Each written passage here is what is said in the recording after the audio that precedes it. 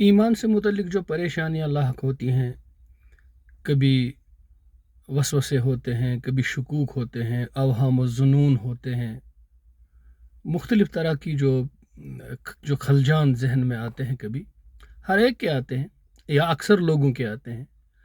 اس کی وجہ کبھی علم کی کمی ہوتی ہے اور کبھی نور کی کمی ہوتی ہے، ہدایت کی کمی ہوتی ہے، شیطانی وسوسہ ہوتا ہے. امام راضی نے ایک جگہ اپنے بارے میں لکھا ہے کہ شیطان نے مجھے ایک دفعہ میرے ساتھ مناظرہ کیا اور کہا کہ خدا کا وجود ہے نہیں. تو میں نے دلیل دے دی، عقلی دلیل.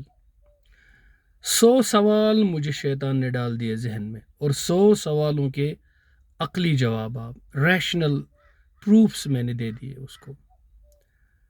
اور میں سمجھا کہ بس شیطان خاموش ہو گیا. جب میں رات سونے لگا تو ایک اور سوال ذہن میں ڈال دیا. تو میں ایک ایسی الجھن اور اضطراب کی کیفیت میں تھا کہ میں بہت روتے آنکھ لگ گئی اور سو گیا.